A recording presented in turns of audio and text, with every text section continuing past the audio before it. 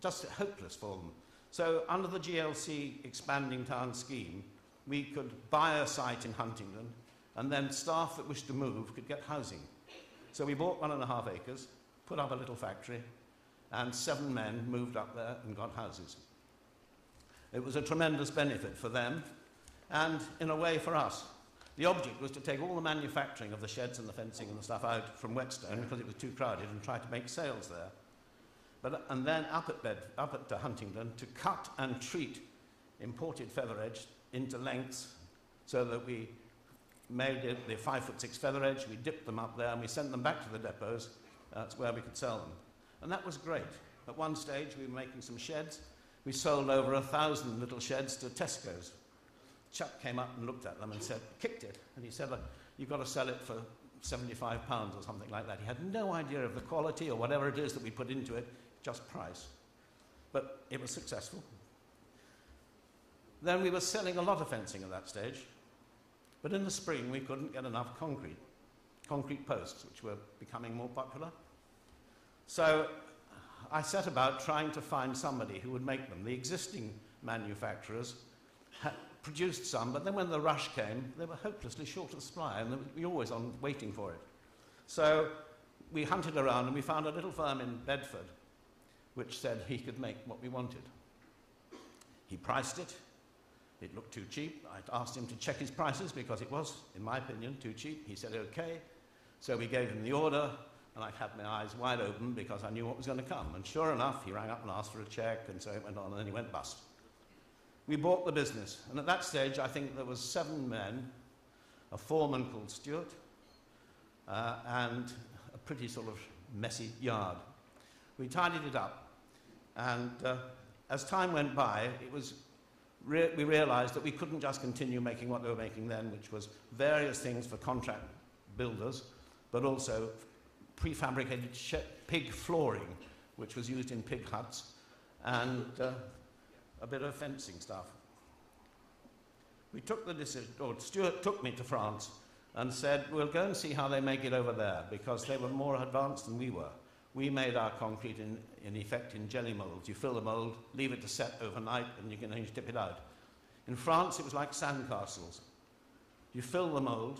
If the mixture is right, you can tip it out immediately, and you've got a good sandcastle. In France, the machine that did that could turn out 60 times a day with 2 men, hugely advantageous. And so we bought the first machine. It cost me £60,000, and we couldn't make it work for a whole year. So it was a bit of a worry. But when we did get it to go, we realized that we'd got a good machine, a good system.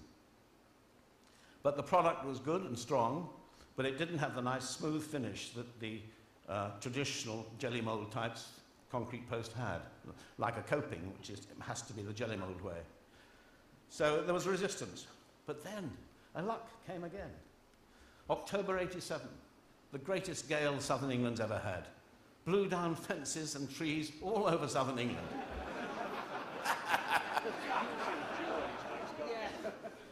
We were churning out posts like nobody's business. And nobody complained about the price, nobody complained about the quality, and of course by the time we'd caught up, which was about a year later, we were in with a lot of customers. Supreme never looked back. In 1988, we bought a 5-acre site at Oundle, an old MOD building, and we put in automatic machinery and stuff there, and it took off.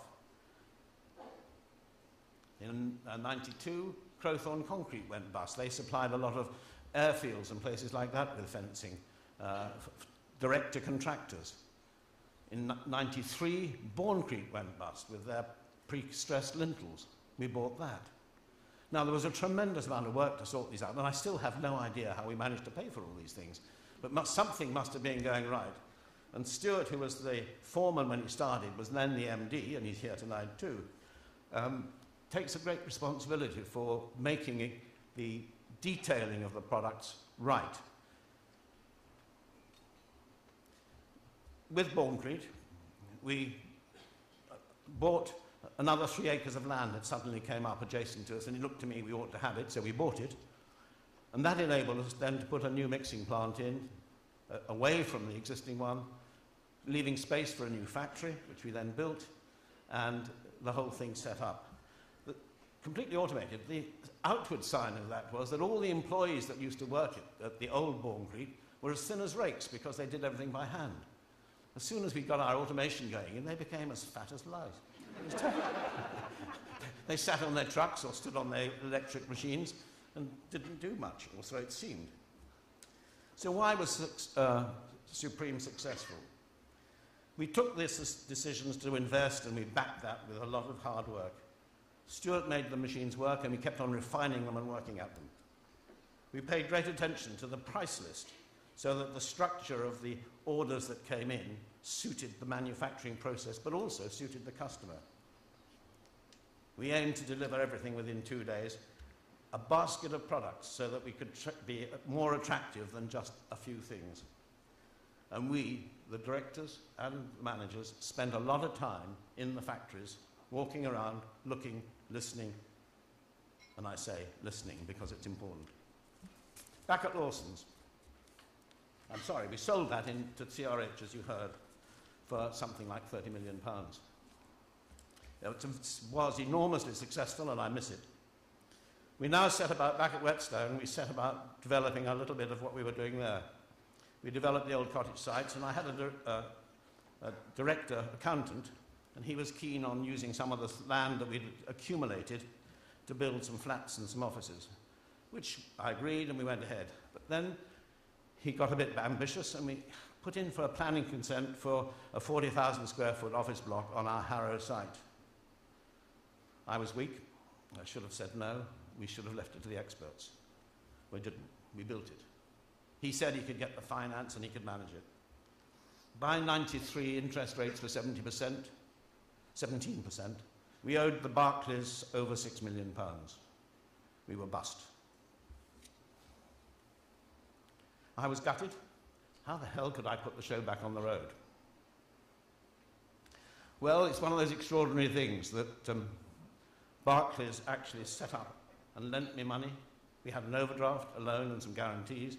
And over a couple of days, we bought back the Edgware and the Whetstone sites, the plant, the stock, and we secured the jobs of 40 people. I'm still amazed that they did that. We contacted all the suppliers. And if any of you are here today, thank you for supporting us. Only 2 would not give me credit. Everybody else gave me credit. And all those people had their bad debts repaid within 12 months. As soon as practical, we set about rebuilding the Whetstone, which we had to do in 4 phases because we were occupying it. And it seemed to go pretty well. I was lucky because my son at that stage was in contact with a chap called Dave Harvey, who is also here tonight. And we agreed to join forces. And this was the first time that we'd got involved with heavy side, because previous to that we were fencing and we were timber. We obtained planning consent for the site close to the Arsenal. We modernised it. We used combi trucks and telly trucks. And no sooner had we finished than Islington changed their mind and said, right, this is in the compulsory purchase area for the rebuilding of the Emirates Stadium. Well, I could use a very rude word on that, but we had to negotiate. But luckily, again, I've been lucky all my life, we were, with the Arsenal support, we found a site not far away, over the railway tunnels coming out of King's Cross, and we were given 6 months to rebuild and move. It was a bit of a nightmare because they gave us 6 months and they gave us the notice on about the 20th of December. We then had to get people in to check for unexploded bombs and incendiary stuff that had been dropped over there in the war, so we couldn't really get going very quickly. But we did, we moved, and it's been a very successful depot. And it's excellent. 17 years ago, when we went bust, we were down to 2 depots. Now we've got 14 modern depots. Now, how has it all worked? I liken business to a hosepipe that runs from supplier's works to the customer's finished job. What use is a brick unless it's built in the wall? What use is a skirting unless it's on the wall doing its job.